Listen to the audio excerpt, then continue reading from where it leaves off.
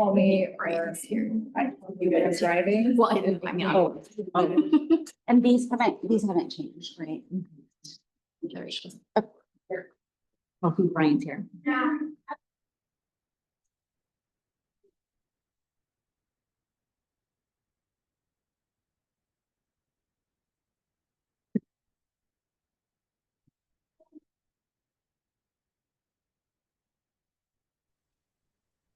Good evening, everyone.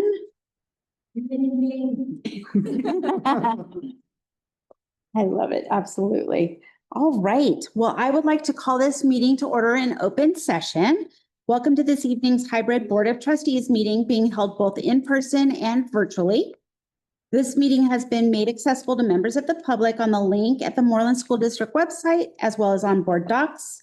Any person who requires accommodations to access the meeting has been asked to contact the superintendent's office within 24 hours of this meeting. And this meeting is being recorded and may be published online at a later date.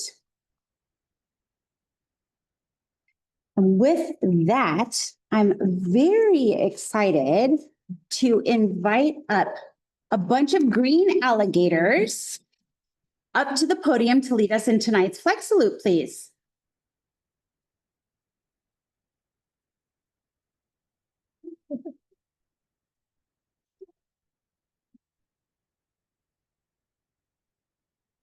Please stand up.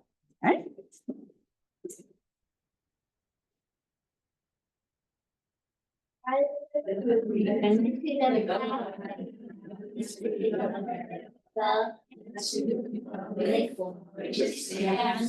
One nation under God, indivisible, with liberty and justice for all. You all look fabulous in your Anderson wear. So if we could start by first taking a turn, each of you, with introducing yourself and maybe telling us a little bit about Student Council or Star Camp. Let's start with you. Okay, so my name is Alessandro, and something about Star Camp is that at Star Camp, our tent got the reward for the derby.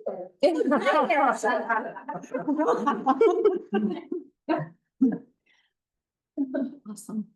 My name is Samuel, and Student Council is what's it called?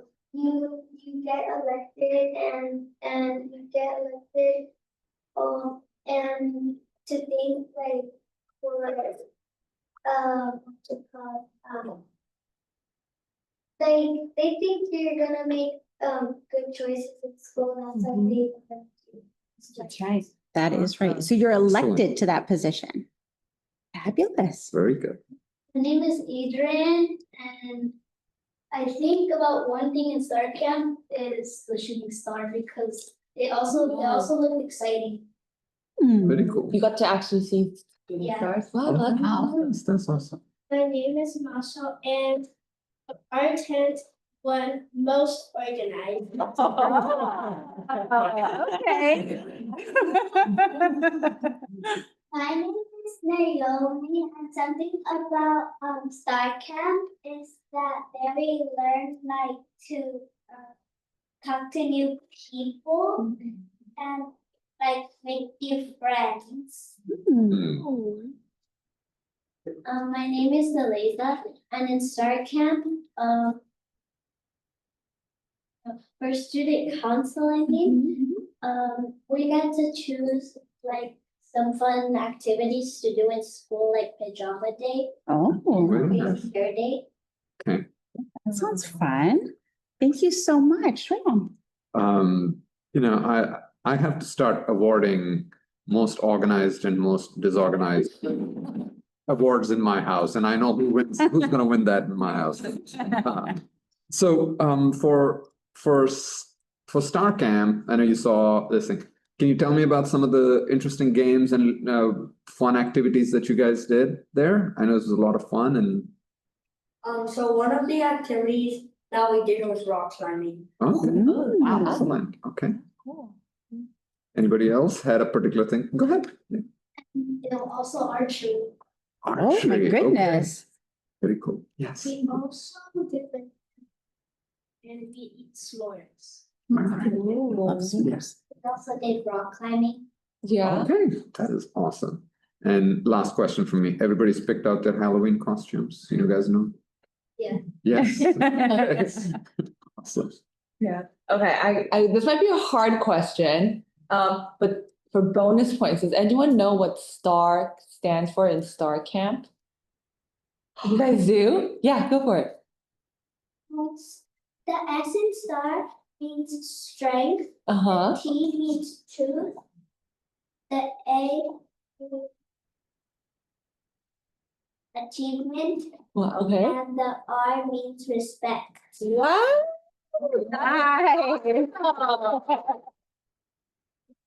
Oh, really impressed. Usually we have our board member, Brian share this, but I will say this on behalf of Brian. I just want to say thank you guys for coming and sharing all of your experiences and telling us about Star Camp. Because it's really important because every 2 weeks we stay up here and we make decisions about schools and for students just like you guys. So it's really important that you guys are up there and remind us who we're doing this work for. So thank you to you guys. Thank you to parents for sharing your students with us. And again, just constantly reminding us that we're here to serve you guys and to make sure that you guys have everything that you need so that every day at school, you guys are learning and having fun and just growing to be leaders like you are today. So thank you guys. Dr. Khan. Yeah. Yes, so is it true you're all student council representatives and you all got voted into your positions? Wow. That is an honor, Mhm. such a leadership moment. I am so excited for you. And I too want to thank you for coming and leading us in the flag salute, but also just reminding us about strength, truth, achievement, and respect. That brought some tears to my eyes. I just thought it was so amazing. Thank you so much for coming and showing up tonight, and to your families for staying late and bringing them here, and for all your teachers and your principals too. Nicely done. Good job, team.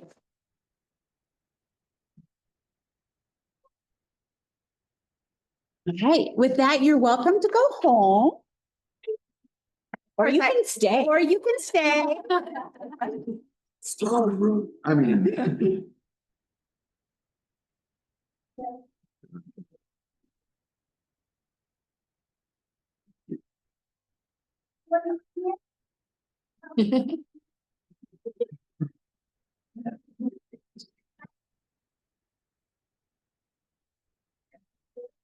Bye, guys. Bye, thank you.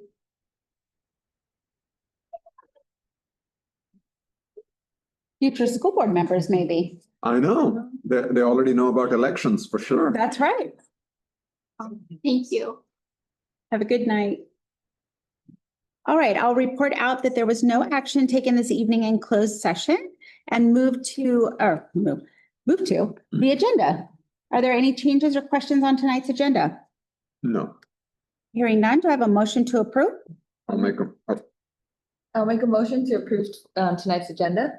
And a second? I'll second it. All in favor, say aye. Aye. Is Brian with us? Hear me? I said aye. Oh, okay, Okay. there you are. Thank you. All right, comments from the public, sure. Members of the public may address the board on any subject of concern to you, including those not on tonight's agenda.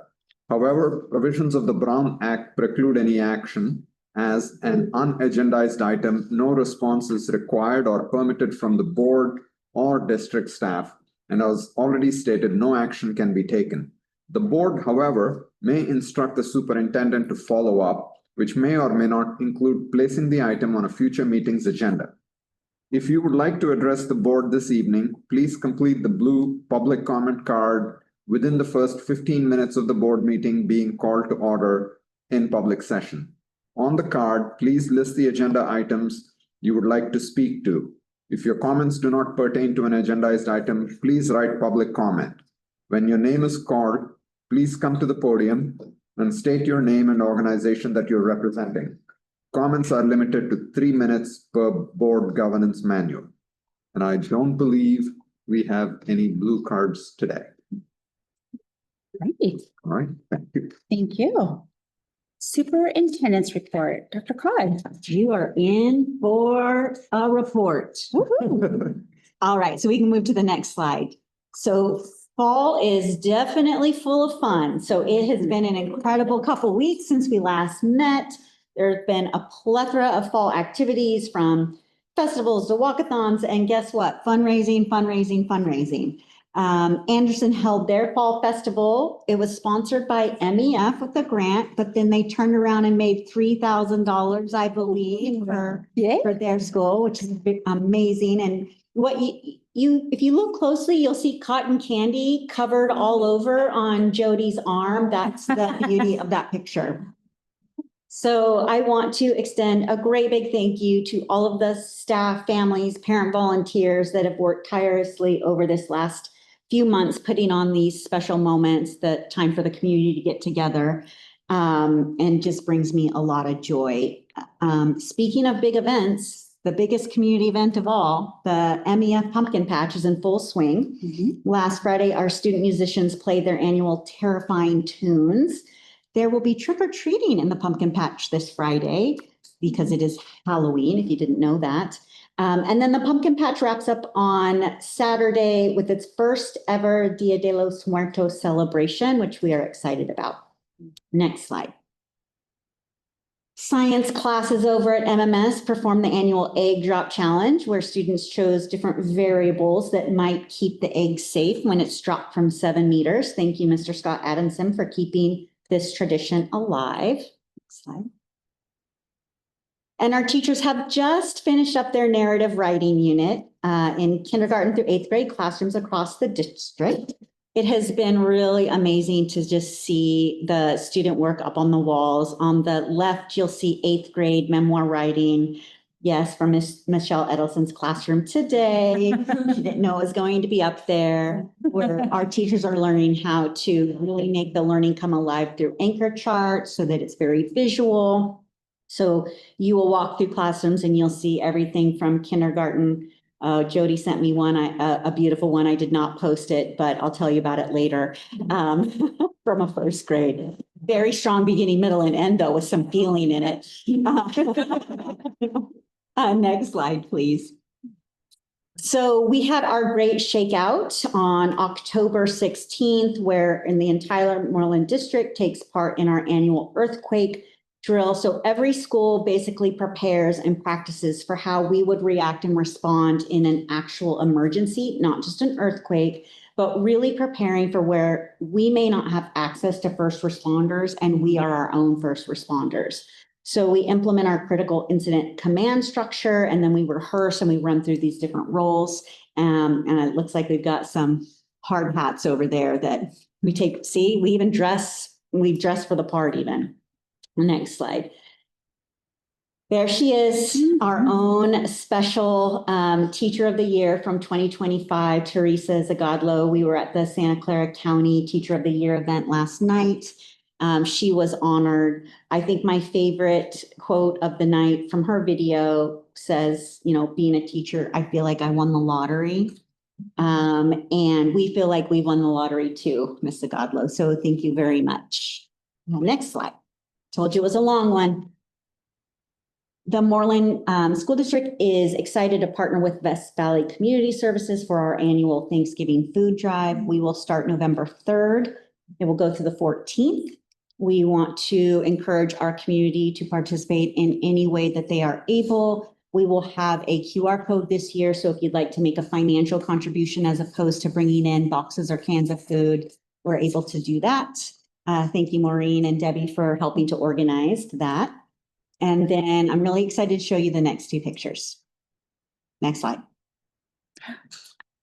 You didn't even know this was happening, did you?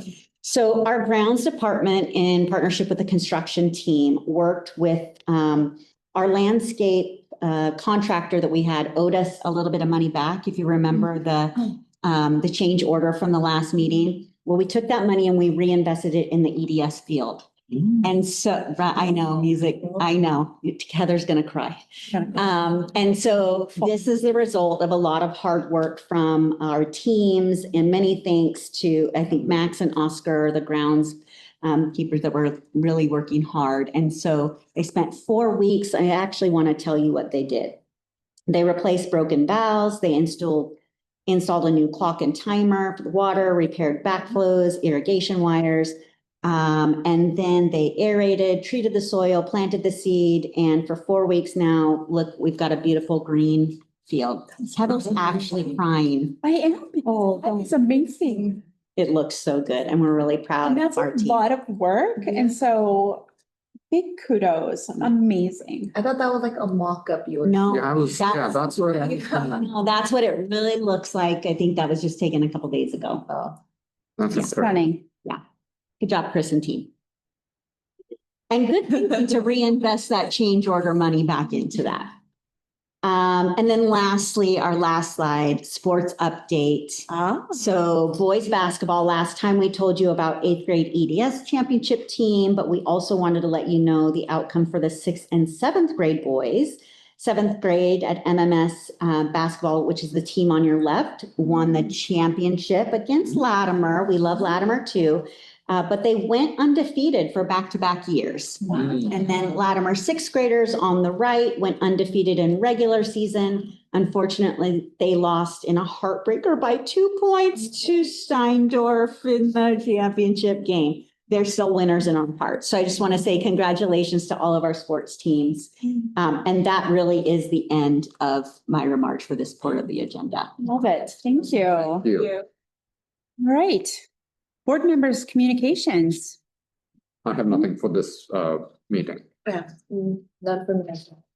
I think I gave my marathon at the last meeting, so I think we're You good. did have a marathon. I did. I apologize, but it's a busy time of year.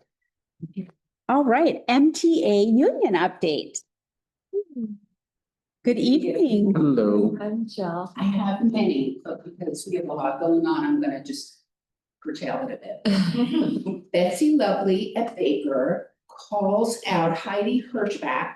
You are a rock star. You end your days tired, but the amazing support you give to this year's class is stupendous. Trish Karen is shouting out Stephanie Sitwell. Stephanie is an amazing teacher who is patient and kind. And although things can get a bit stormy in her class, she handles it all with grace and positivity.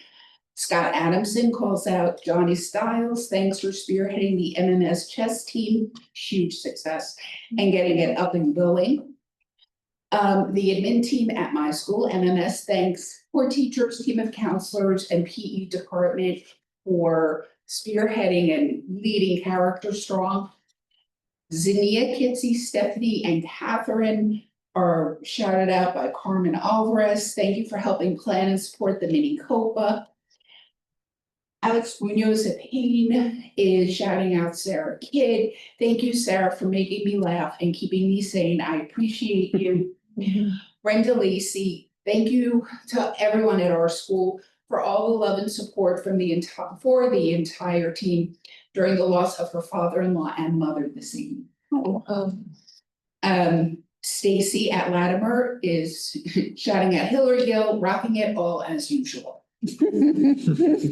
Thank you. All right. Anderson Elementary's SIPSA.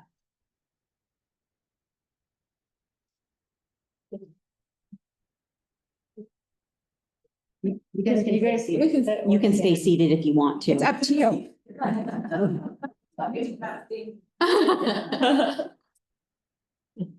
We stood last time. I think we did, but stood last time.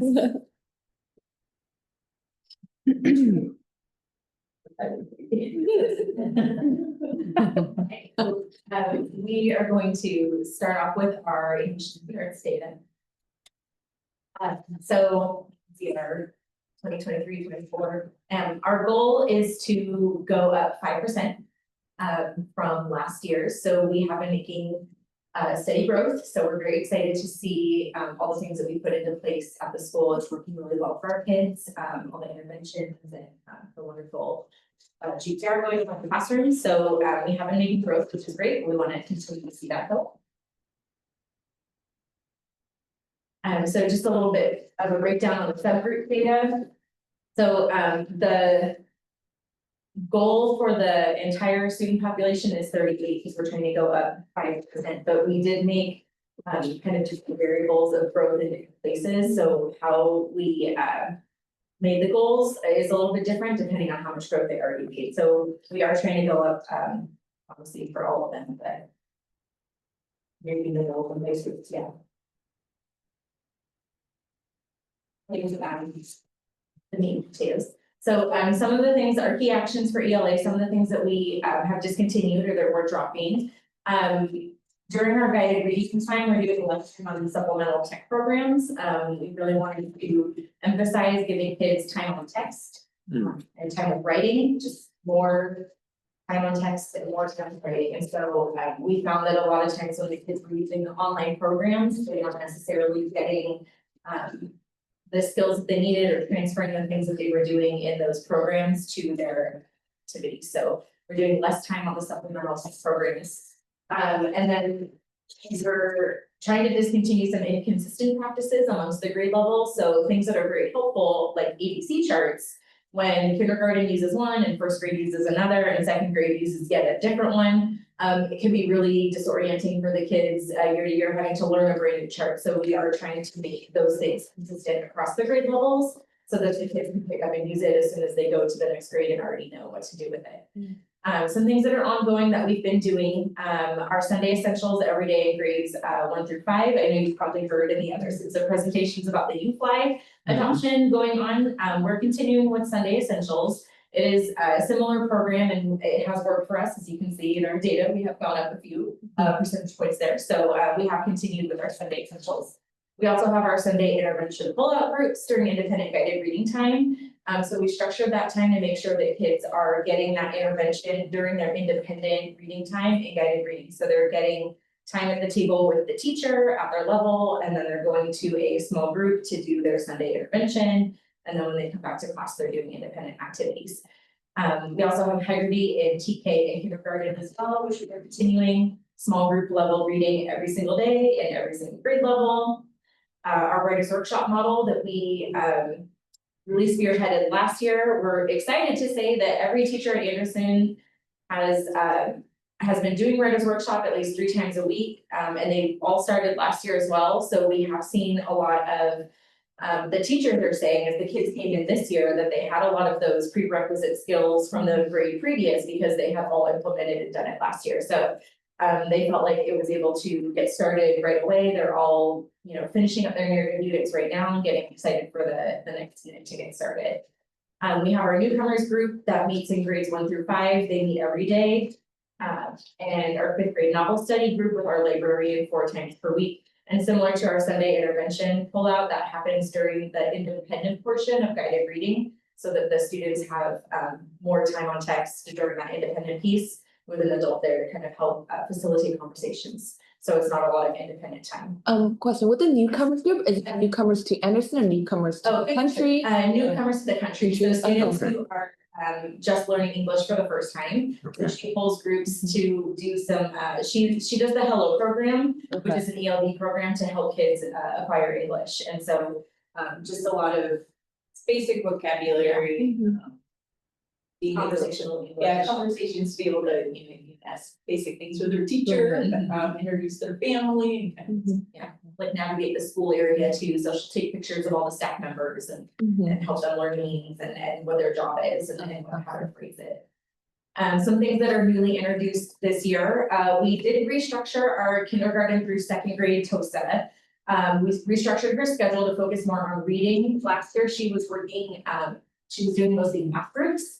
But we did find when we were looking at the data that the students who were going to her for the intervention, it wasn't necessarily having the impact, thank you, was the word I was looking for. It wasn't having the impact in the data that we were hoping to see in terms of grade level standards. So we are restructuring to have her support with our enriched reading groups, and she has been helping with writing groups as well too.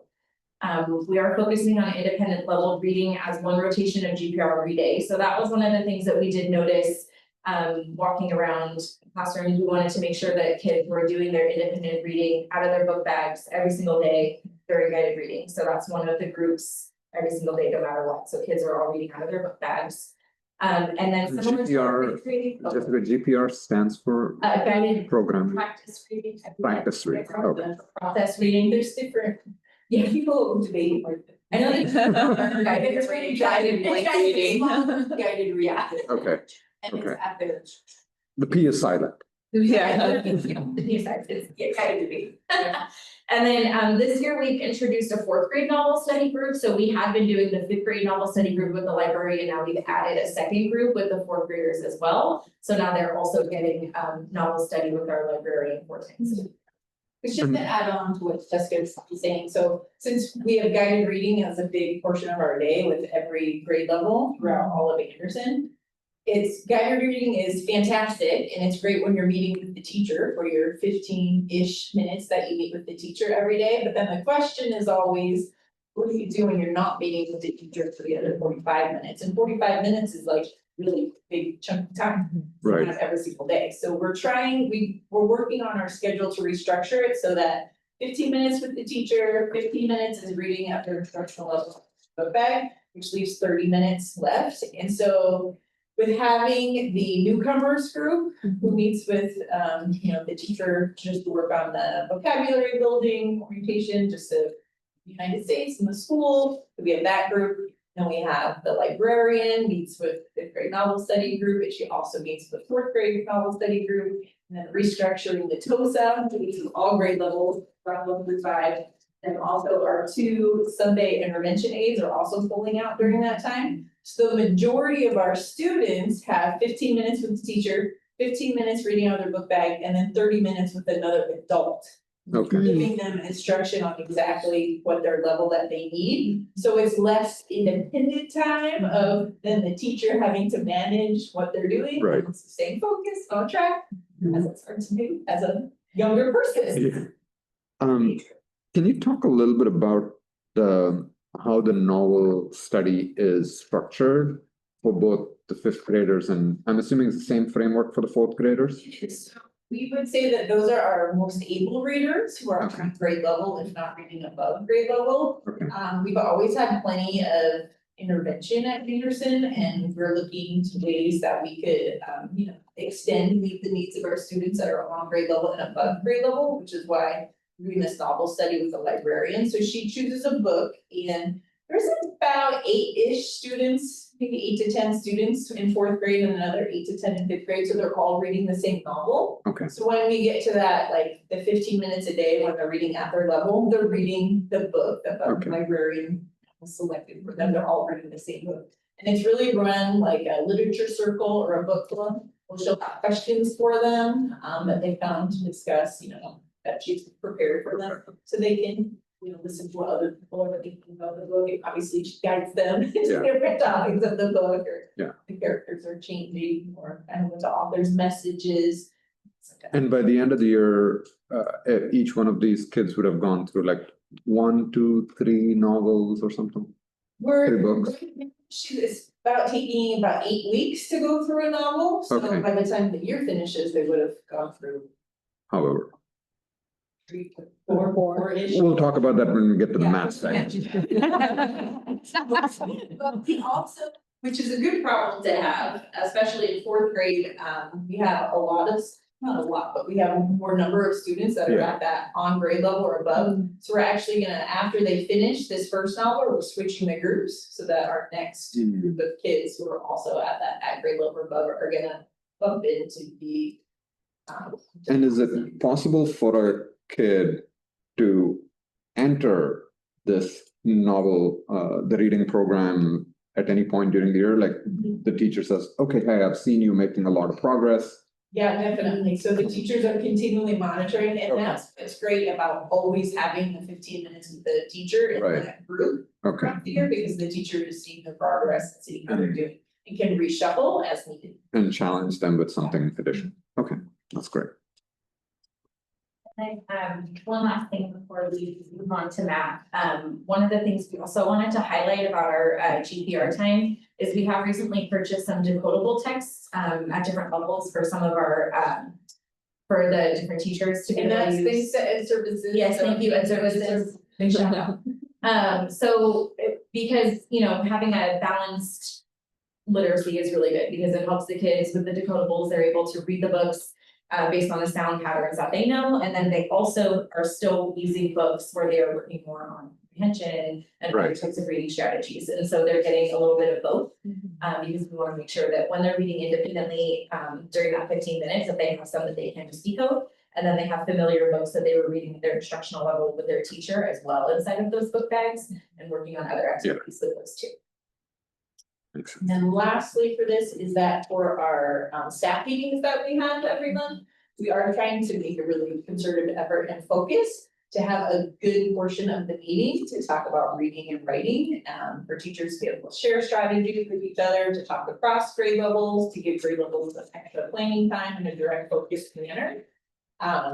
Specifically around the reading and writing. We just did our last staff meeting when we talk about, that we have goals, obviously, and that the teachers have goals, but we wanted to tie in the students too. So we had a big staff meeting around what is like a grade level appropriate goal that you could work on, and then the students actually have for themselves. So the teachers were working on creating reading and writing goals for the kids, and they're gonna check in with the kids roughly about once a month, just to see how they're trying to tie that into. Makes sense. Yeah. Thank you.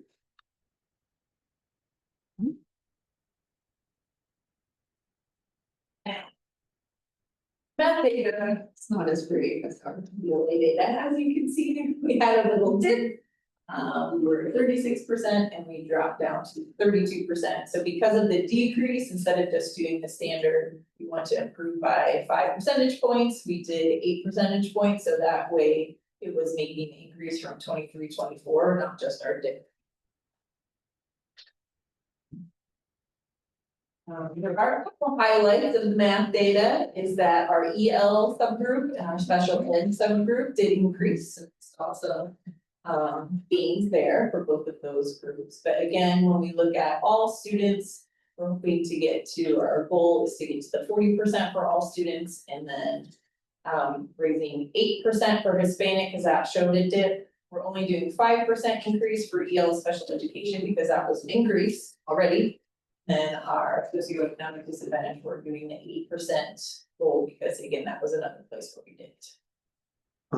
Jenny, I mean, I think when you take a look at the dip and then you look at the subgroup data, in your assessment, is that dip primarily being driven by the first subgroup that you called out, or is it also in the general ed data that you see?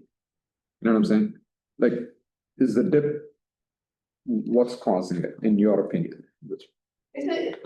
So we've been talking obviously a lot about Yeah. that. I think it's hard, especially for math, which doesn't really go together because we did have an increase in EL, but part of that is it, and I think all schools are seeing this, is that we're seeing our new students that come in, where they're newcomers. Because a lot of them really are brand new newcomers to the country, they're just learning English for the Right. first time.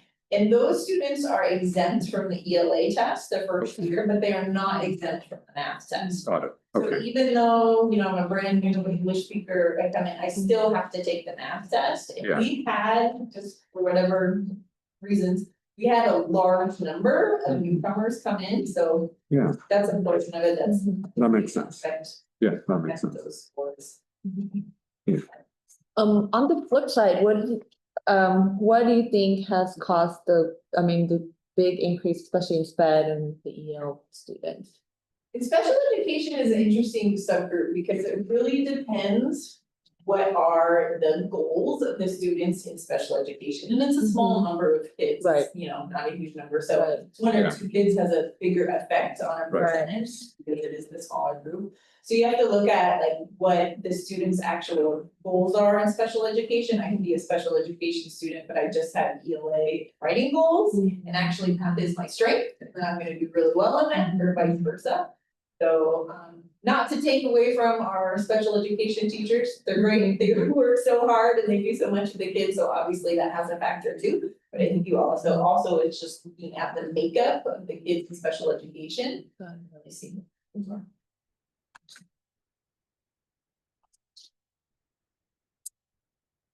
Right, so we already talked about one thing that we're discontinuing for math, and it was, we have the model where we have an extra teacher on special assignment at COSA.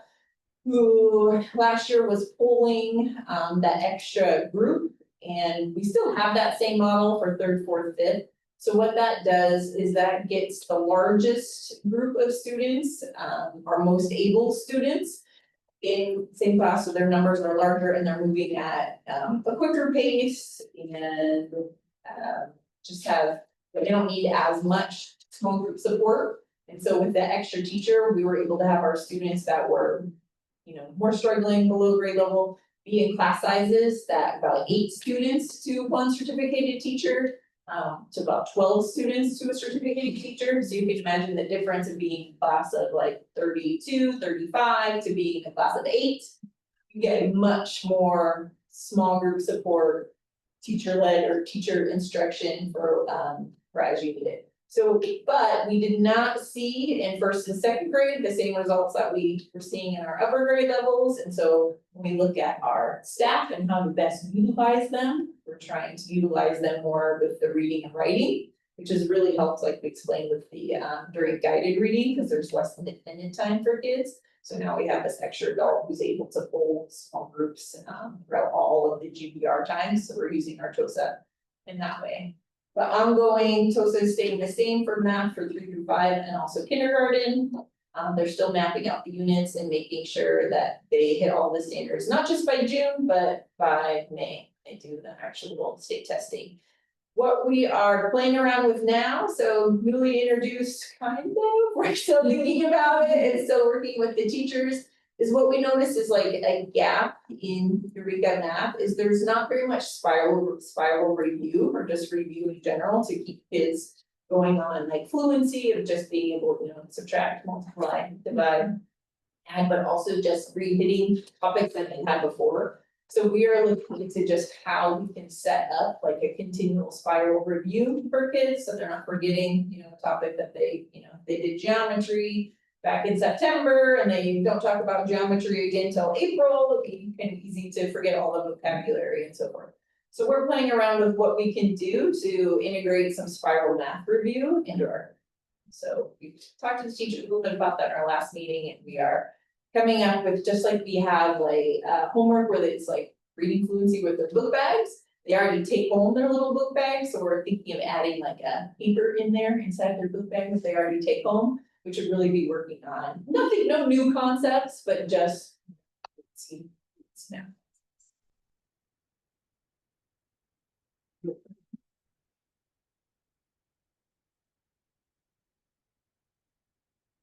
So one of our big highlights for our school climate data is our students' sense of belonging, their relationships with the teachers. We did have a lot of increases, as you can see, both in school belonging and in school teacher-student relationships, but we also increased in all levels for how the students responded to the climate survey. So of course, even though we're very proud of all the growth that we've made, we always feel we can do better and help strengthen that. So we have put 5% as our goal for each. We'd like to grow 5% in each of the categories this year. Before you move on, I would love to highlight the school belonging gains. All of the progress, school, teacher, student relations, all the green arrows going up are amazing. I don't know why I know this, but the amount of growth you've had in terms of just numbers of students over the last couple of years is pretty impressive. And so that's probably even harder to achieve when you've got an additional class coming in almost every year. And so I just want to applaud. Obviously, a lot of work has gone into that. Yeah, It's also, as you know, we have a more transient population as well. We have absolutely. coming and going. Yeah. So it is trying to establish like, this is like your home for you. Yeah. To the culture. And this is, was this taken at the end of last school year, looking back for the. No, this is. All right, so we go from very happy to. I thought that was great. So this is our teacher climate data, which you can see drops pretty significantly.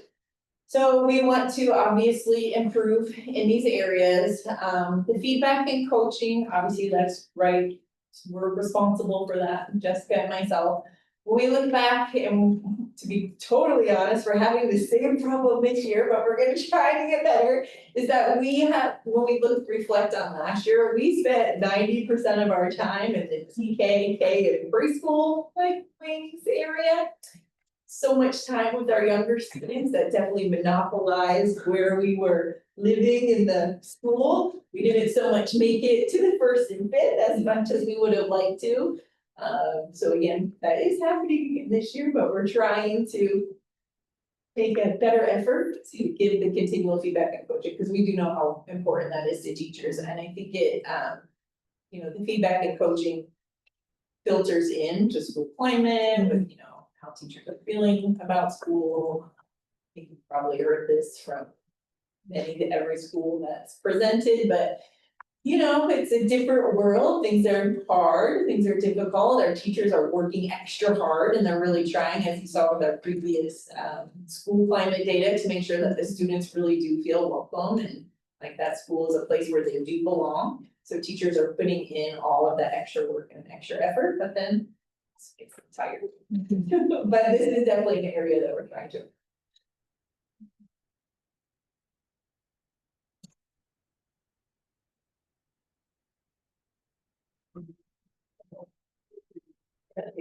So our family climate data is pretty similar to what it was the year prior. You can see not a lot of up and down in really any of the categories.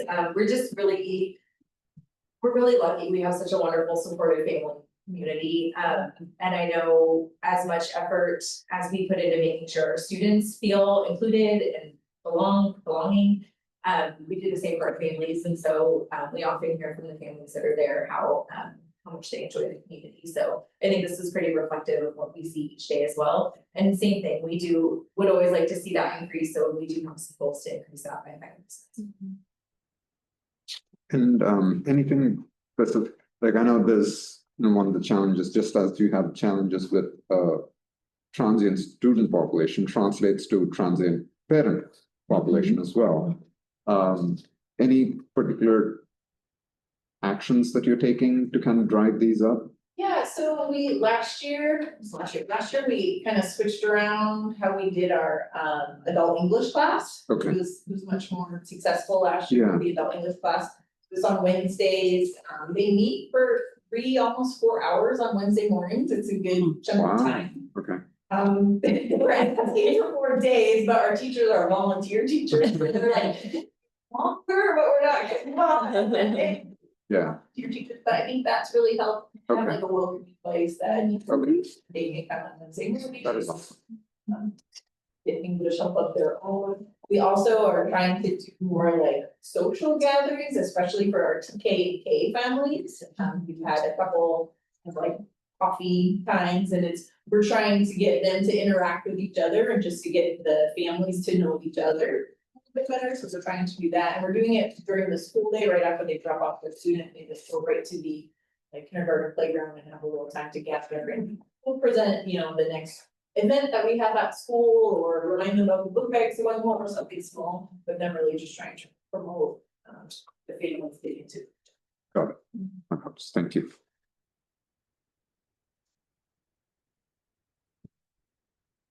One of our key actions, things that we've discontinued for our school climate initiatives. Our first grade team wanted to have some alignment with the second to fifth grade team, so they are using the Character Strong curriculum along with our second to fifth grade team, so they draw using emojis and are focused on Character Strong.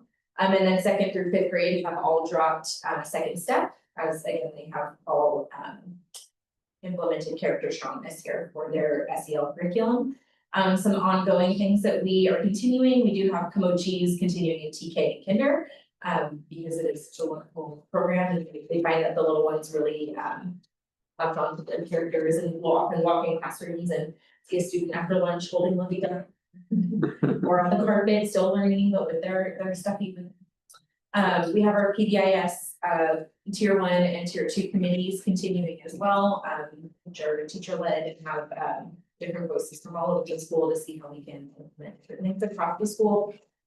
We have check in, check out as well, which is up and running. We have a few students who are not already, they hooked them up with some mentors, so very excited to see how that goes. As Jody mentioned, our family event that we have, we just had our fall festival, we have our family math night coming up in the winter, and family bingo night in the spring, which is always a popular one. Our student council, who you got to meet many of them today. We're very proud of our student council. They just had elections for the president and vice president on Friday, so that was really exciting. The fifth graders gave speeches and they all, you know, the third, fourth, and fifth graders filled out their ballots, they turned them in. We got to announce our new fifth grade president and vice president, so that's very exciting. We'll bring them to the next board. We will, yes. We didn't know who they were gonna be. And all their political things they need to get, you know, taken care of this month, so they're very busy. But yeah, so we're very excited for that. And then as the kids mentioned, within the classrooms, they have mini elections for their class representatives. And so our fourth grade representatives were here today.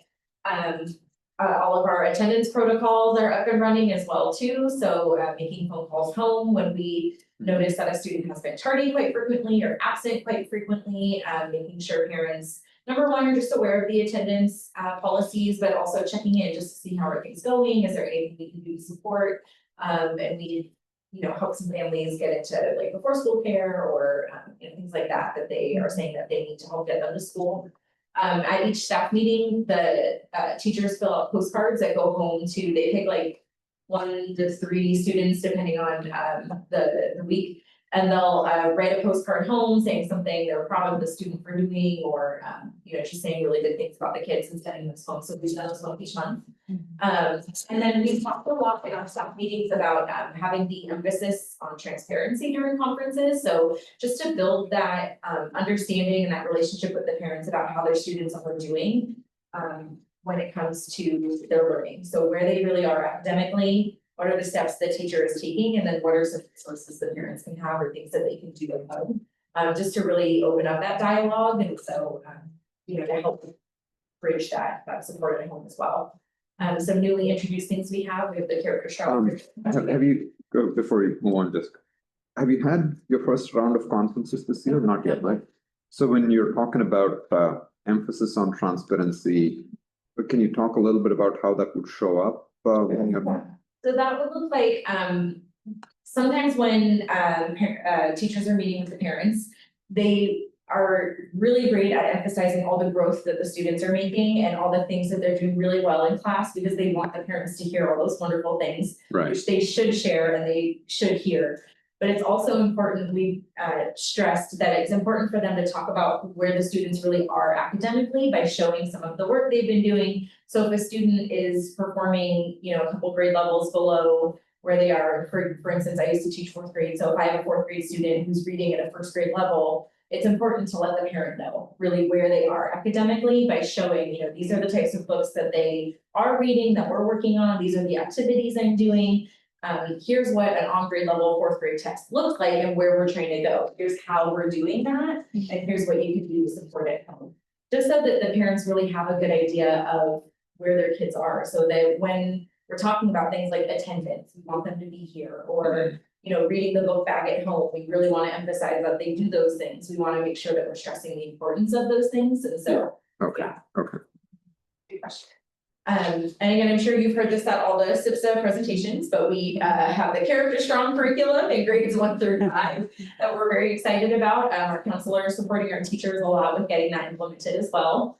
Our monthly school themes that we do our STAR student assemblies for, so we have one tomorrow actually. We've aligned with the Character Strong monthly theme. So Character Strong's curriculum has a trait that they focus on each month, and we were already doing STAR student assemblies based on a certain trait. So we just aligned them to be the same. So they're learning about the trait of the month in their classroom, and then we're picking a STAR student or 2 or 3 from each class based on that trait that they were learning about. We have our BCBA plus our full-time behavior tech, which again, I'm sure you guys have heard plenty about, but we are just really grateful for their support and their help and their expertise.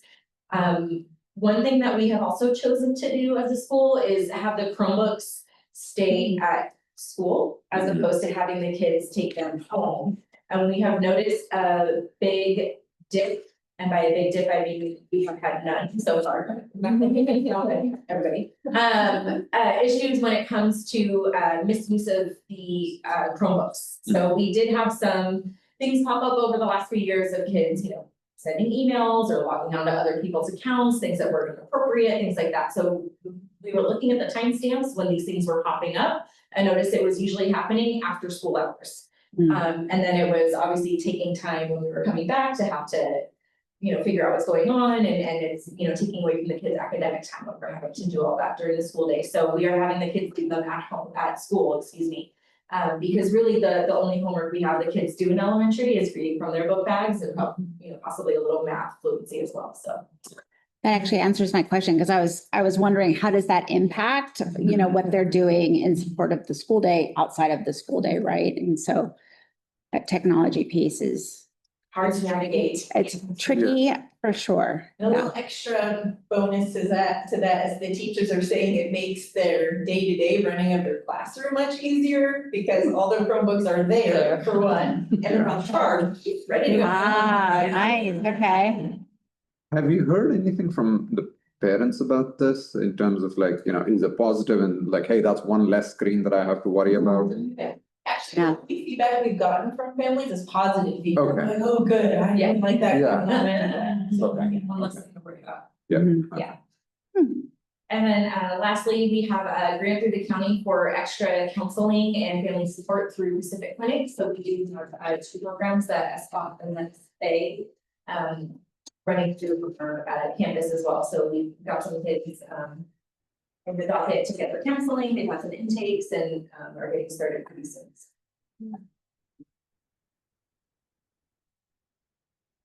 Alright, this is our little extra slide here. So this year at school, if you look at the photos first, you heard about rock climbing at Darden. So that top picture shows them with their little hard hats and their harnesses, get ready to tackle the rock wall.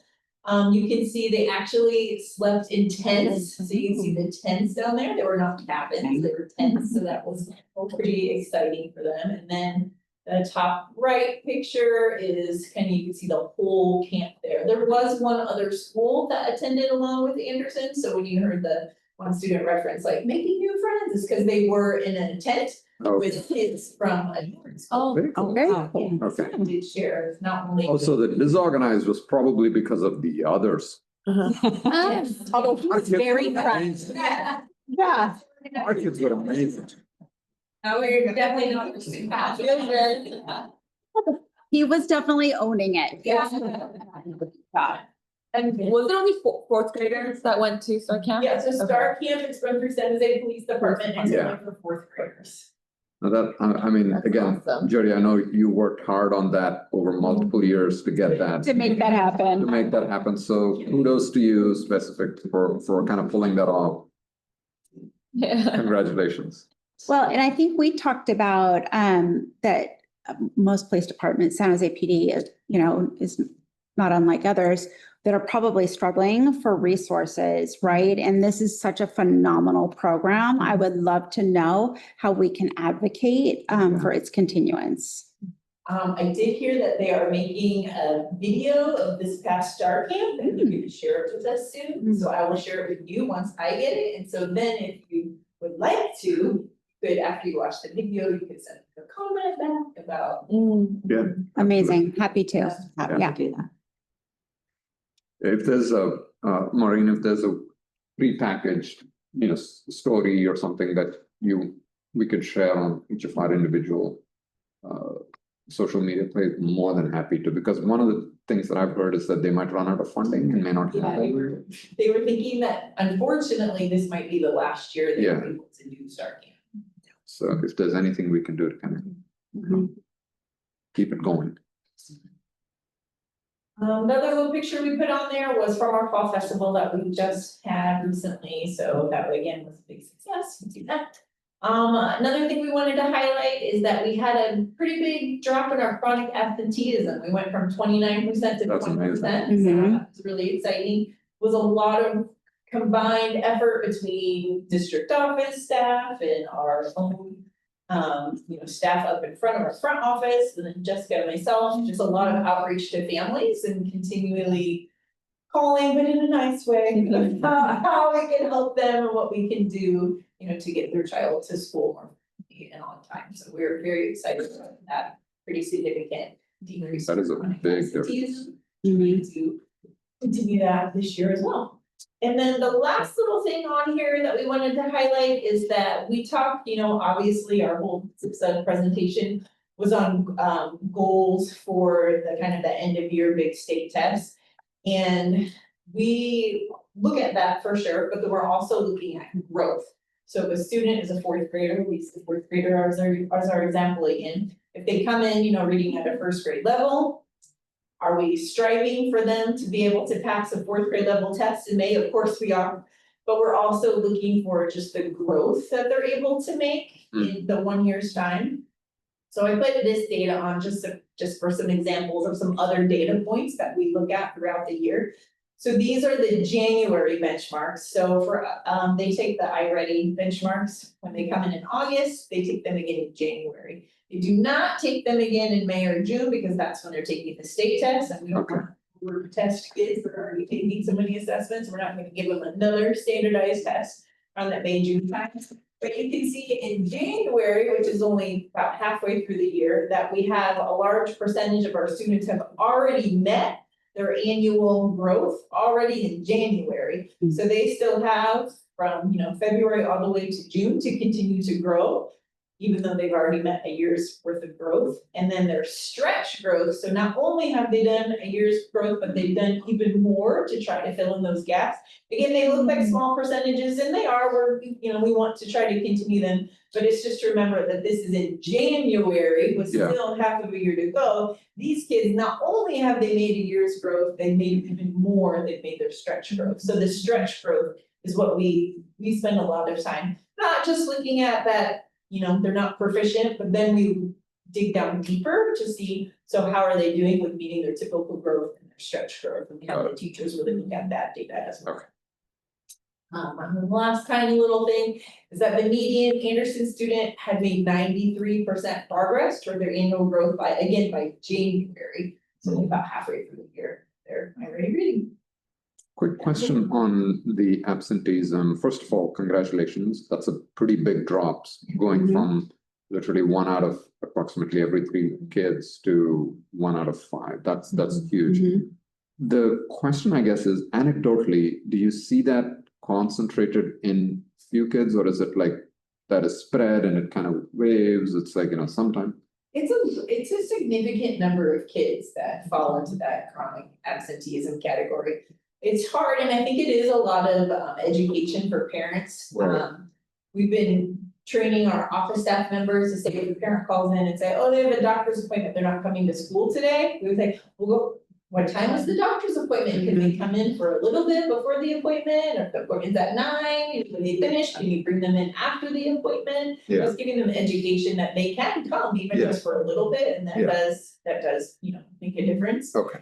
And then we're also, when we look at students with the chronic absenteeism, we look for patterns.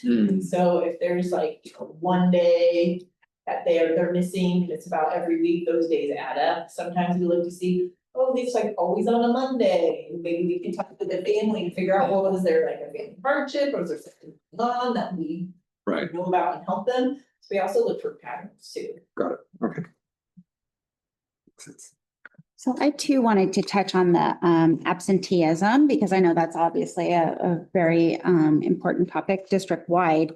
I too wanted to celebrate the March to March change. That's huge. There are a lot of goals in your SIPSA as it relates to chronic absenteeism. I have two questions. What do you find is most effective in terms of like how much time is spent and what the results are you see? And then the other piece I wonder about, and maybe this isn't something you can answer, but just generally, I know we're making great effort to do, instead of reacting to chronic absenteeism, working in advance to really educate families. What does that look like for you? So your first question, what I think is the most effective, you can chime in too, but I think even though it's time consuming, I really think it's the one-on-one phone calls. We've Mhm. tried to have like everybody come, to the meeting, which we've done before. But when we really get kind of the best results, it's when we have the one-on-one phone calls with families, say, hey, we noticed like your daughter's missing a lot of school, we really would love to see her here, and explain what they missed when they're not here. And having those meetings, and a lot of times they're just phone calls, but having those phone calls directly with the families has been really helpful. And then even for us creating like a log, so we have a track record, just like, okay, I called on this day and this is the conversation that I had. So that way, when we're looking at attendance like a month later, 2 months later, we're like, jogs our memory too, oh, we talked to the family, they were gonna work on this, and so then when we have to call them again, you can reference the previous phone call, so keeping that data tracking. Yeah. Sure. Say the one-on-one, yeah. The one-on-one. In my interest. Yeah, So proactively, what does that look like at like maybe the start of the year? So depends who's native, but we've done lots of things in our newsletter, but oftentimes the people who you want to read it all, I'm sure Baker could say too, are not the ones reading the newsletters. So it's like you put it out in the newsletters, you put it out in your parent square, but those are the families that really don't need to be hearing those Fair, messages yeah. who are reading it regularly. So the proactive, we try to make it more personal, so Okay. the postcards home will have Okay. the teachers send them over. So great seeing you all 5 days this week, you learned so much, Okay. that type of thing. Sure. So trying to get the more personal interactions, because we have found that just the putting out in our newsletter or putting out in Parent Square doesn't really have much of an impact. It's understandable. Thank you for all that work. Obviously, all of our schools are doing making tremendous efforts to really get kids to school, and it really shows. So thank you. I know it's a big time commitment. And there probably aren't enough hours in the day to begin with. Yes, I just want to go back. Thank you. First of all, it's a lot of work putting all of this together, and it always is a late night. And it's been a long day. I want to go back to the family climate data because I want to point a few things out that I think are pretty exceptional. So you, in each of these categories, outperform the district average by double digits. And that says a lot about a school community that also has a very transient population. So it tells me that your students and your families know that the school belongs to them, that they belong. It is my belief that schools are the center of our communities, and this data shows that they believe that too. And so I don't want to underestimate how big those gains are and those numbers are, because there's a lot of ways that we look at what makes a successful school. And the Anderson community is very lucky to have Anderson School in their community. So I just want to thank you for your leadership and all of the teachers and staff's hard work to make that happen. All right. Any other questions or comments? One thing, thank you guys so much. Excited for this school year. And, oh, actually, I have a question, it just like popped into my head. I know you did mention how, a lot of the time has been spent with the TKK. Could you expand a little bit more on that? Is it mostly, I know we've also talked about like behaviors and stuff, is that Yeah. mostly what's pulling you guys the most? Interesting, because we've now seen this from year to year to year, so it isn't just like a one-off thing, that right. year it happens to be, it's continuing that we're spending a lot of time in TKK. For most of our students, the TKK time is the first time they've been in any type of structured setting. So I think adjusting to being not just, you know, at home with family members, but now I'm in a, you know, large class environment, I have to, you know, my expectations are much different in the classroom setting than they are at home. So just that transition to be like, it's expected of me, how do I, you know, listen to the teacher, how do I follow through, you know, with what's being asked of me, there's lots of big feelings involved in that. Yeah. And many times the big feelings require lots of adult extra attention. Got it, Well said. yeah. I mean, Yep, yep. it is a big transition for the TK, you know, so. All right, with that, it is an action item. Yeah, it is recommended that the Board of Trustees approve Anderson Elementary School's 2025-26 school plan for student achievement. Right. I'll make a motion to approve Anderson's 25-26 steps. In a second, I'll second it. all in favor, say aye. Aye. There's Brian. The floating voice. I know. All right, thank you, Baker. Hello, hi.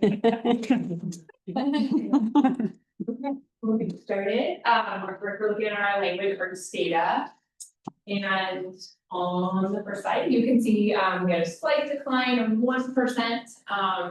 But it gets harder when you go down to 69 from 70, you can do that. So, we do want to know, like, over half of our students exceeded the standard, which is pretty amazing. And our goal was like a 6% gain for this school year. And then when we look at our subgroups, for ELA, our Hispanic stayed the same. We saw a really good jump in our English learners, and we were so proud of that because we really targeted our ELs last year. There were a lot of things we did focusing on speaking, listening, reading, and writing throughout the whole school day. We really talked about that. And of course, having a lot more conversation and listening to the other subsets about student discourse and getting kids talking, getting them talking about the academics. We feel that really helped our English language students, and making them more comfortable in the class setting. So like the pair share, the opportunity to talk. And then also, like other schools shared, we had English language like pull out in a smaller group where they're working on the Hello program with more basic English skills, but that was a really good gain for us. We did see a dip in SPED and kind of looking at that, it's hard because we didn't see it in math, but our goal would really be to focus on the collaboration with our SPED teams that are like RSP teachers, really collaborating with our general ed teachers, and that our SPED teachers are collaborating with this teachers that have mainstreaming students, just really making sure it's on the same page and all kids have access to the grade level, that content, the materials. And then our SCD pretty much stayed the same. And then just, we were trying to really do reasonable goals for next year. For the end of this year. Quick question, Jenna, on the EL, that's, first of all, that's a pretty healthy Yeah. bump up. And you know, you mentioned that, you know, you did a lot of things to kind of drive that specifically targeted towards EL population. Is that part of a curriculum, or was it more of like, you know, hey, these are the things that seem to be working, let's kind of double down and do it? It was more ad hoc. Yeah, I think it was a lot of like conversations with staff over staff meetings last year, Okay. because it's been a few years where we've seen like Right. populations in this area change. So now those conversations, everyone can relate to them much more. We have more experience working with English learners and really can apply things. So when we talk about like increasing the student talk and really giving students the opportunity and not always pairing ELs and ELs together. They can learn a lot from each other in the classroom. I think that has helped. That is great. And it's just been that conversation we've had as a staff. Okay, okay.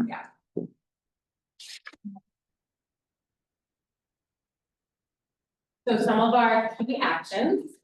One thing that has been discontinued is that traditional reading intervention program. So last year, there was one credentialed teacher who was the reading intervention teacher, and then we had a dedicated CSIS teacher who worked with English learners, and then there was an instructional aide as well.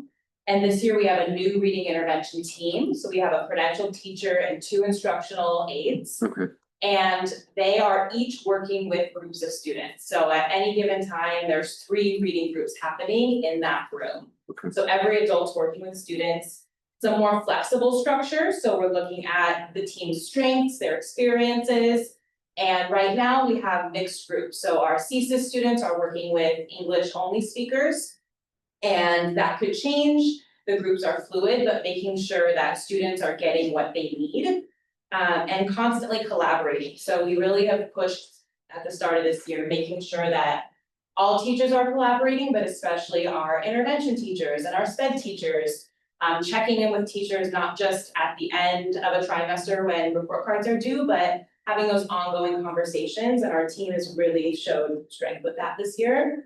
And then just making sure that it's flexible and students can move between groups based on what they need. And who is the teacher in the classroom deciding those groups to start with?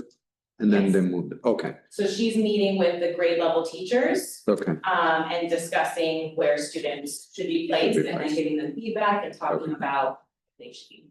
okay. Was there something like in, maybe, I don't know, like a specific event or maybe not event, but something that really had you guys think like, oh, we really should rework this intervention program? I think just the opportunity came, we had a whole new team for the most part, and just having conversations and bringing people together. They all had really a lot of strengths, right? So you wanna make sure that small group is working the strength of the teacher or the strength of the aides. So we really tried to do that. It's not perfect, we've tweaked things, but we've seen already a lot of growth. We've seen movement in the groups. And increasing that student talk as well, as Jenna said, making sure that our English learners also have opportunities to work with English only peers. So they're hearing that academic language, getting to practice those skills when they're needing to work on the same things, for example. That's. And then some things we have ongoing, again, we've really been talking about last year and then again this year, the alignment and consistency, like at grade levels, what is happening. This second grade should be not the exact same, but should be similar, covering the same content. So ongoing, just like the other events had, I ready those daily 5 literacy activities, not forgetting all the great things we've done, and including that the small group reading instruction. Again, that student talk, and then building up their comprehension and their stamina as they get older, that they can build their abilities. And then newly introduced, I know Jen already talked about it, but Baby Fly and Heggery, and then we've had that being used in our classroom, in intervention and our RSP. So again, that alignment, that consistency, really trying to make sure. And then you can totally see, we've had conversations where our intervention teacher is like, I can tell these teachers are doing UFI because they come in and know right away what to do, which is really awesome. And then just that writing workshop, the writing units really focus on that standard base, and then a lot of it was teacher created, which creates buy-in. Teachers were using it. We talked about the intervention, and then just again those standards taught, like what are we teaching and what is the why? Like, oh, you're doing this lesson, like what is it purpose? What does it connect to? So just kind of talking about that a little bit more. It's a focus. Are the interventions, in reading your SIPSA, there's reference to evaluating interventions and collaborating, right? That I know you're taking the lead on. Is that just an ongoing It's really conversation? Yeah, like for example, today we had a list of, we're having like a tier 2 meeting, and we're looking at students that are reading intervention. Teachers shared with us like or not quite moving as much as the other kids, like what is going on, what is not working, what do we need to tweak? So I think having like those ongoing conversations are so important, and it's a lot of times it's like informal check-ins with teachers, and that's when you can really have like, I'm seeing this in class, I'm seeing this, and you kind of, maybe there's more going on, maybe we need to step us, back with the student, maybe they're missing some foundational skills, so it's really a mix of. We try to be in the room too, so when we do our walkthroughs through classrooms, we really make an effort to get into the intervention room as well and see what's happening, and then as part of our evaluations as well. We have those now.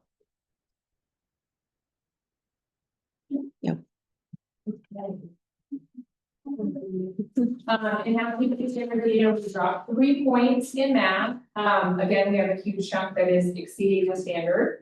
Our goal is to 5% this spring, and we feel like that's a reasonable goal for math. And then looking at our math subgroups, they stayed more flat or the same compared to the language arts, but we did see a big gain in our SED, which was awesome. Math has a lot of reading and language in it, so and then like Jody said, how math, all students take it, first year EL students don't, or newcomers, so it's hard to kind of track where to pinpoint everything, but in math, one of the goals we're really talking about with our staff is just to be more intentional with your teaching, with your standards, doing that math vocabulary, that language. Yeah. And then for math, just things we're looking at, it's just really, again, alignment, I know I've said it like 5 times, but it's something I feel like our staff is really focusing on and really trying to make sure we're similar in a lot of ways. And then, it takes time to see progress. We've really been talking about it, and I know like stay focused. It can get that way or improve, and then just holding those high expectations for all of our kids is really important in math, because then you can really lose kids quickly. It can become a struggle. So for ongoing scope and sequence of Math Eureka, and then really making sure that we have that done prior to testing, that it's been planned out, mapped out, discussed as a team. Continue with iReady, that academic vocabulary, because we know that some students are getting stuck. For example, if I have like place value or product, if I can't read that word or explain it, I can't decode the math word problem, there's no way. My chances are less likely I'll get it correct. So really meeting their needs in small groups. Still, there's so much value in like hands-on manipulatives and math games. We have a lot of teachers that go right back to actually connecting that math game to the standard, and where kids are actually talking about math, using that vocabulary, which is awesome. And then again, just that collaboration, we're really trying to push that, and like, what is our SPED grade level students doing that the general ed teachers are doing, so when they mainstream, it's similar, just that vertical alignment, and again, exposure to all the standards. And then the new pilot, I think our teachers are excited about that. They're looking forward to something new.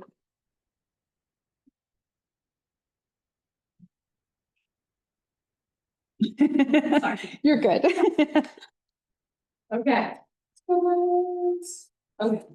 Our first one is our student data, and this is like 106 kids. This is our 4th and 5th grade students kit.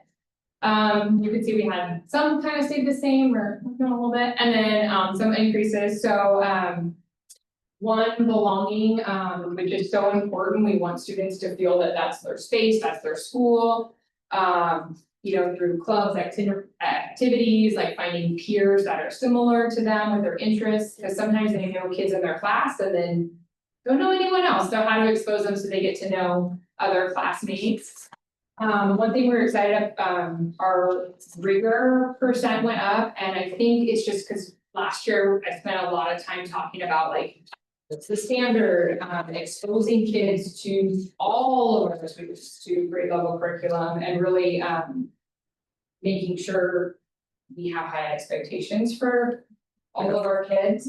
And then we noticed our student-teacher relationship went up, which is so important. If anyone has ever been in a classroom, if you don't have a relationship with a student, it's really hard to get them to produce work or to participate. So, just encouraging staff, all our staff, not just our teachers, to get to know our kids, like chatting at recess, talk about their cool shoes or what they did on the weekend or what they're gonna be for Halloween. And then also, we tried last year at every staff meeting, just like Anderson did, I think all the sites did, like sending postcards. The feedback from like kids getting like snail mail was like incredible. You know, from you and, same with parents, I think they appreciated that, and also. Like teachers were going down a list and like, it's really important you can say like, I acknowledge this kid, you know, and they were all unique things we wrote about. Which is pretty cool, and then, respected agreements in classrooms, that's something we really tried to do to build that and strengthen that teacher-student relationship. And our staff has like a lot of effort, like I love our kids, I feel like they do too, so it's just getting, you know, keep increasing that relationship. And a lot of our teachers run lunchtime clubs, which have been a huge hit. Yeah, And it's really neat when, you know, our RSP teachers running a STEM club or building club, and our fourth grade teachers are doing chess club, and it's neat to see students who aren't in those classes get to know the teachers or right. meet students with similar interests. And I We think do that art on Thursday, yes. guys want to come with Yeah.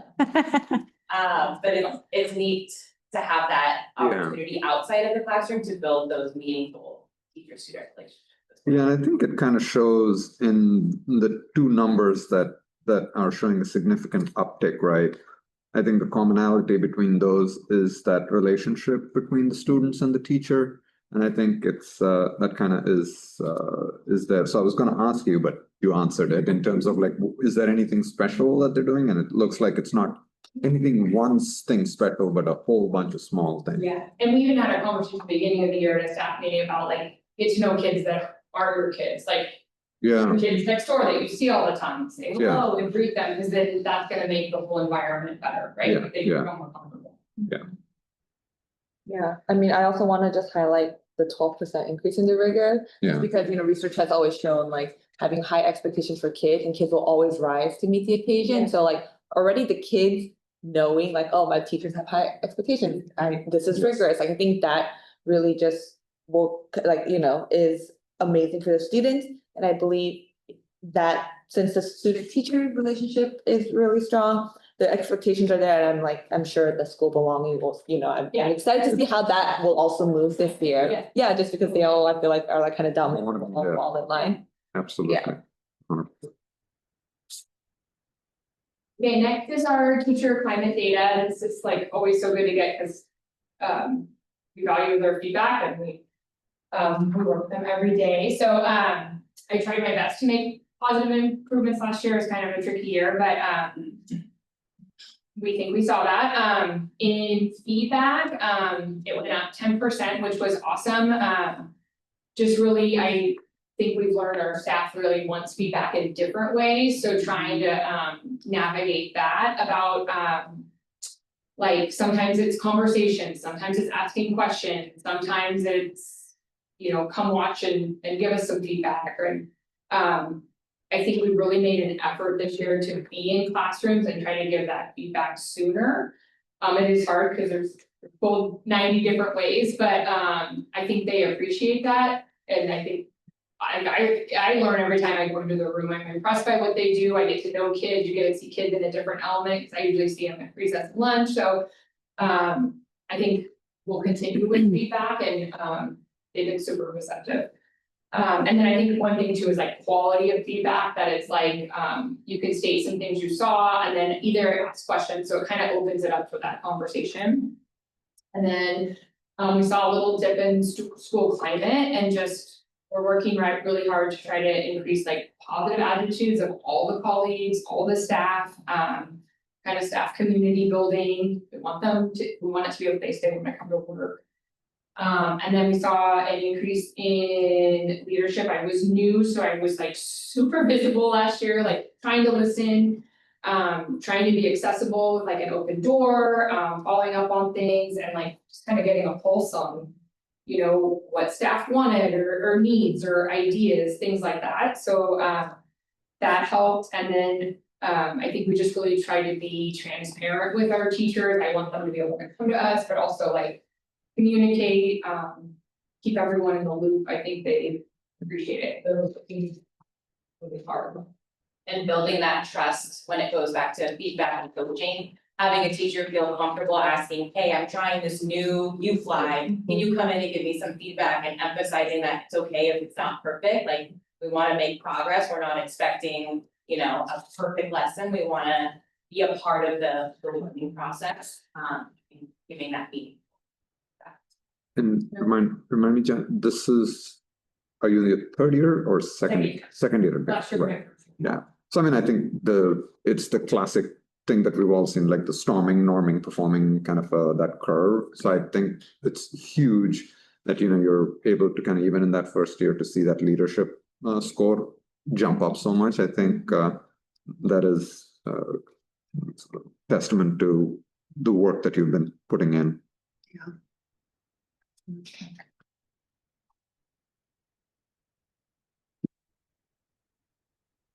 Okay, next up is our family, and then kind of like, and I'm a tad frustrated because we had 82 people take the survey, even though like we sent reminders, we had like QR codes, you know, I kind of like stopped some people at their car. You know, so we talked about ways this year, actually Clover gave me an idea of just making sure we have like school events or ways we can kind of see more parents during the perception survey week. So we have like a parents' coffee, you know, an extra donut, fill out, you know, things like that. Or just like we're having like a bike rodeo that week in April, which is an after-school event where parents are standing watching their kids. So it's a perfect time to have the QR code because I want their feedback, but it's hard to actually do the right things if I don't have more feedback than that. And how, and about how many? A little over 400 kids last year, so it's kind of, and I get it, like everyone is so busy and they're like, oh, I'll do that later, but it does help and I do look at it, so we're talking about the incentives. And then I think just the more visible we are, you know, I'm still new to a lot of people, Jen is new this year, so I think just being visible, you know, before school, after school, so parents see us as people we can chat to, they can share with us. And then I really like noticing, I think last year was Goldblur, but this year I'm noticing like you see different groups of parents at different events. So like I had a parent coffee last week. He's at every event. But like my parent event, our parent coffee, I shared our SIPSA with them, but it was a group of parents that don't normally come to Home and School Club, that don't normally like volunteer attend. So it was kind of reaching different families, which was great. So keeping that in mind of like how we can reach other families, I think is important.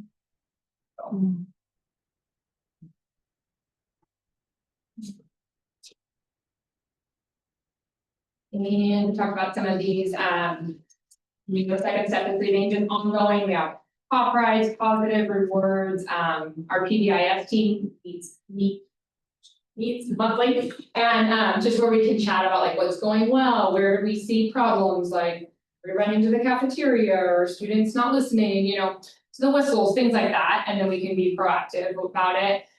Student leadership in 4th and 5th grade, kind of gives kids a purpose. We have site leadership once a month with teachers that I meet with. Community events, just continue those, coffee with the principal. We've had like an attendance team. Komochis, we had a cool garden revamp that our community is excited about. And then just newly introduced, we talked about Character Strong, behavior supports. We brought back kind of Baker Brags. This is when teachers can catch a student being good and they write a little note and they give it to one of us. And we call that student up to the office. And then we call their parent, we have them there on speakerphone and we read this good news to the parent. And it's been like our favorite part of our day. Like, I'm having a fabulous day, we're like, let's do one of those. And it's so fun because you just like, the parents are excited, the kid has like such, well, first they're scared, so like, oh my god. And then they realize like, oh, it's great, and then we take a picture and we send it to the parent, and sometimes there's kids that just often are so fabulous, we forget to recognize them, or it's just like catching little things. So that's been a great community thing we've been trying to do, and then just upping those community nights and community events. And like those lunch clubs we talked about, which will hopefully increase like student belonging. And all that.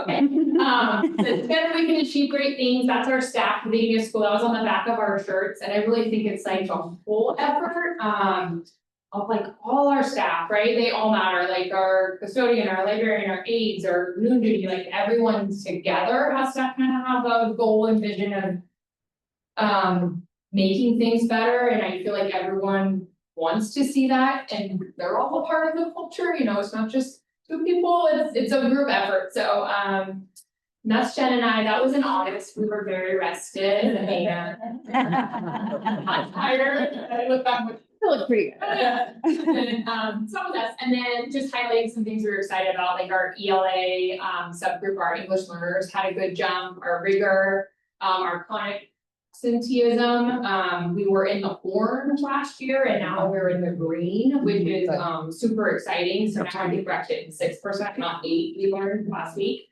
which is just a lot. And again, it's been that relationship of talking to people, calling them, checking in, opening up the channel of communication. And then that student got a Baker brag for like picking up trash when no one was noticing. So it was just kind of. That is so cool. All right. All right, awesome. Any other questions? No question, just. I just wanted to make sure that Brian, if he had any questions. Brian? No, I'm good. Okay. I don't want to be disruptive. So, for me, thank you. Yeah. Obviously, everyone is working really hard. Last year was a unique year for you, and the entire campus. But it really comes through that spirit of togetherness. And in fact, I had written that word before you had said it, just because you see it.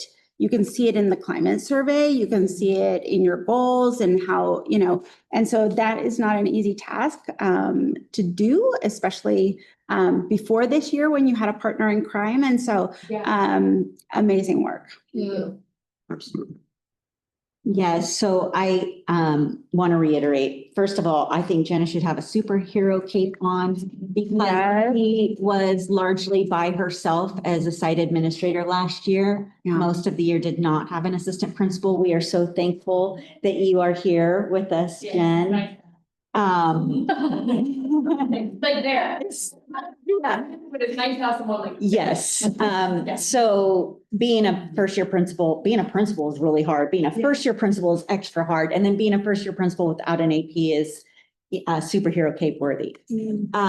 So I want to commend you on the significant gains you made with your EL subgroup. That's outstanding. And I know sometimes we talk a lot about our subgroups and the fact that you have 50% of your students that are already exceeding grade level. I'm always looking for places like, where are we touching them? Where are we? Yeah. And when you have 81% of your students reporting that there's rigorous school expectations, to me, that's saying that our kids, even our high kids, are feeling like they're being challenged. So I appreciate that. And I think sometimes those numbers kind of get hidden. And the fact that you're doing all those lunch clubs, I think just gives other students outside of the classroom these activities where they get to show their brilliance in other ways. So both of you schools did a tremendous job tonight. And we really appreciate all of the work that went into this. And we appreciate our families too, that are partners with us in this work. So thank you for being here. Okay, all right. So, All right. So we're recommending that the Board of Trustees approve the Baker Elementary Schools 25-26 school plan for student achievement, including an addendum of page 32, which has been included on your desk there. And there's a typo, the SED is not 70% in the outcomes, it's 40%. Thank you. Again, asking for your approval, for the Baker SIPSA plan. Great. Okay, Questions? no questions. I was gonna make a motion to. Go. I have like a 0.001% bias as a former Bobcat parent. I'll make a motion to approve Baker's 2025-2026 SIPSA, Including the And including the addendum. Thank you for that. And I'll second it. all in favor, say aye. Aye. Aye. Thank you. Well, very much for all of your hard work. The school teams get to leave. We'll finish the meeting. You do not have to stay for the whole meeting. And Michelle, you too. Thank you for being here. Enjoy the rest of your evening. Yeah, enjoy, guys.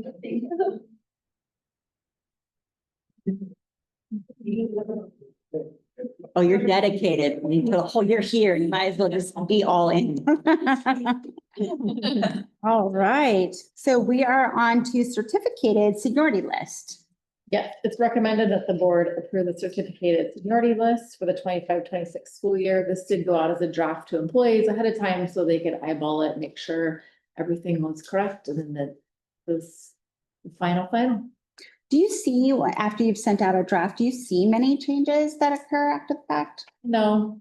It's important to check in, Have for sure. questions like, and then we can just answer and look back. Sometimes if, like, they've left the district Mm, and then come back, sometimes you have those questions. Sure. It depends on what classification you're in, if you're certificated or classified. Mhm. And classified, sometimes you can hang on to some of that, depending on how fast you return. Okay. So there's different things, so it's usually things like that, but if someone's just been here like me, trucking along, you know where you're at, but you're like, how many years has it been now? But yeah, it's usually people who've left and come back. Sure, okay, thank So you. it's really more of a validation. Everybody looks at their own line item and says, okay, that validation of my seniority date looks right. Correct. Okay. Their seniority date, and just to see where you are, and every Okay. year you move up. Okay. Any other questions? No. Hearing none, do I have a motion to approve?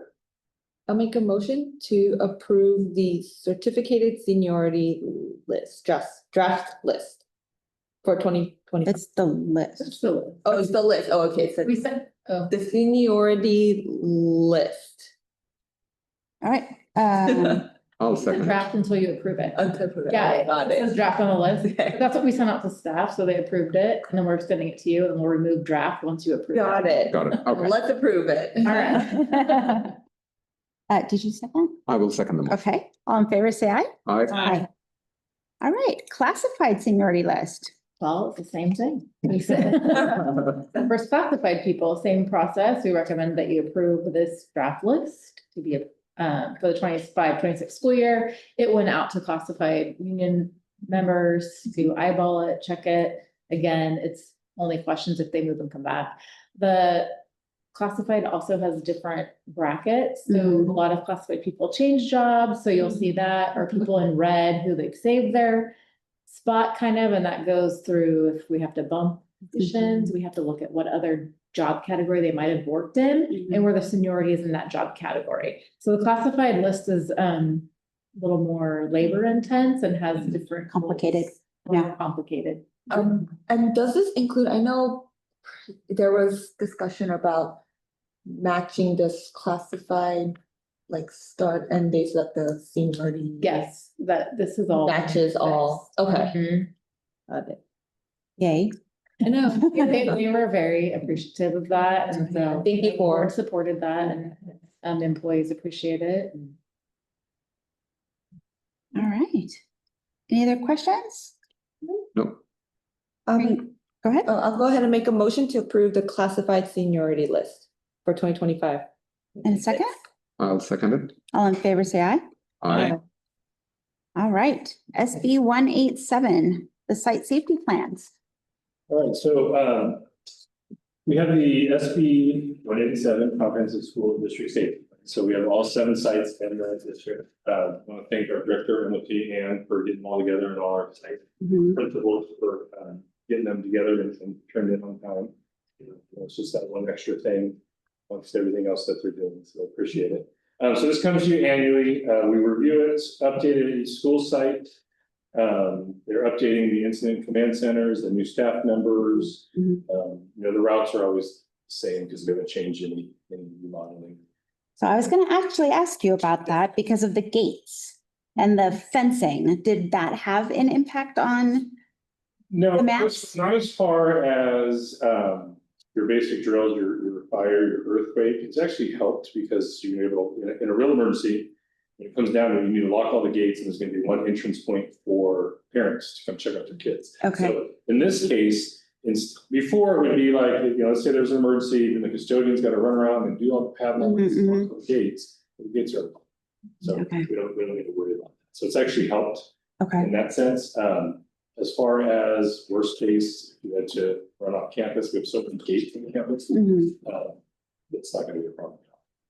so I know some fencing went in to be very strategically directing, right? And so I just wondered if it had an impact Yeah. on those- routes, right, that the kids take to safe spaces.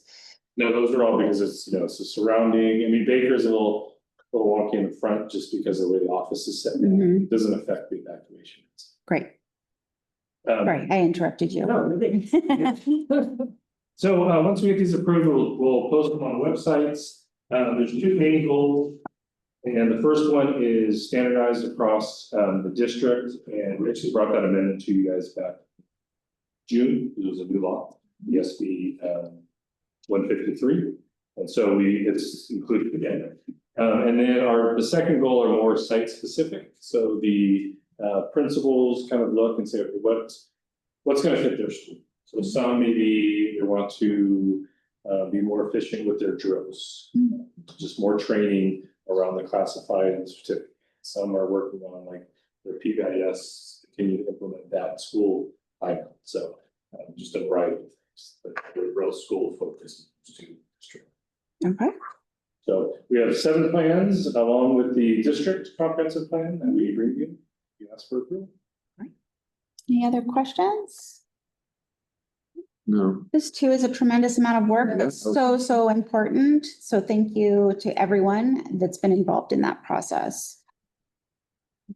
I'm assuming we don't need to approve each one, right? We do can- not. One action item is. You can read them individually, I haven't with me, but I figured the next thing, we'll just, you can approve them as a whole. Thank you, Chris. You get no points for that. Yeah. All right, motion? I'll make a motion to approve SB 187 district and individual site safety plans. And I'll second it. All in favor, say aye. Aye. Aye. On to the consent. Any questions or comments on tonight's consent? Hearing none, do I have a motion to approve? I'll make a motion to approve the consent items in aggregate. Thank you, Shreya, and a I'll second. second it. All in favor, say aye. Aye. Aye. All right, closing items, future meeting dates. You are electronically joining us on Monday. November November. 18th. Okay.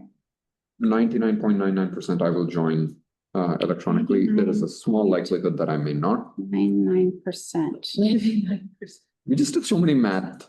99%. Got it.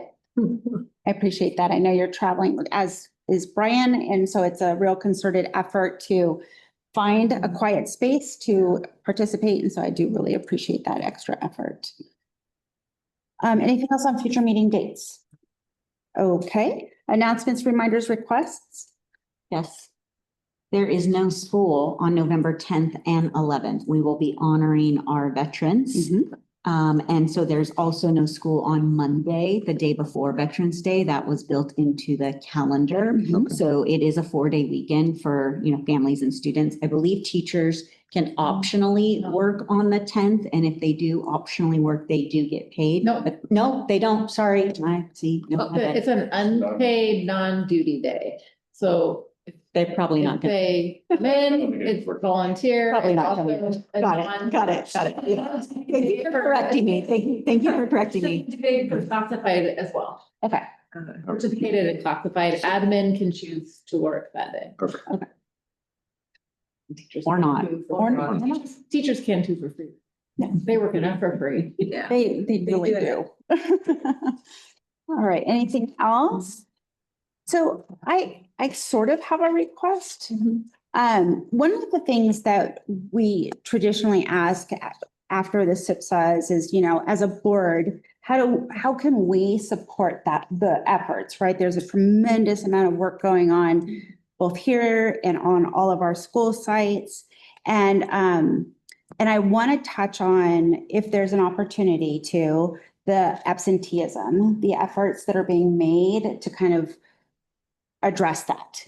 And so I don't know the answer to this, and I could probably go digging, but I'm wondering if there's an opportunity either with board policy, resolution, something, just to put a bee in your bonnet. Is there a way that we can help our school sites by empowering them with more information, more structure, more, I don't know what that could look like, but I know there's just so much work being done that, and I don't know enough about all of the layers involved in all of that to be able to speak really well to it. But I just wonder if there is an opportunity for us to help them help students. I think from a board Mhm. perspective, which be at the policy level, I think it's worth looking at our attendance policies. Sure. I think there are a few things that are intertwined to make sure that they're up to date post-COVID. Yep. Right? We did some changes, I think, during COVID. And so I think that is an opportunity for us to look and maybe tighten up. I haven't read them. I haven't either. I didn't read them last night. No. Mm-mm. They're not by my bedside. But I do think that that is an opportunity from the board's perspective to maybe tighten some of those. I know there are guidelines, right? Like so many days, it now becomes a this kind of conversation versus a that kind of conversation. I don't know if there are tools, resources, board policy, whatever it might be. I would just be curious to know what, and I'm looking to the rest of the board because that may very well take more than 15 minutes of time. Yes, but that's okay. I think it's worth looking into now. We haven't revised that policy in quite some time, so I think it's worth looking into that. Thank you. I appreciate that. All right. Anything else under announcements, reminders, requests? Anything from you, Brian? No. All right. Safe travels. We are adjourned. Have a good evening, all. Thank you, everybody. Thanks, Brian. Hi, Brian. Hi, Brian. Go enjoy the vibrant social life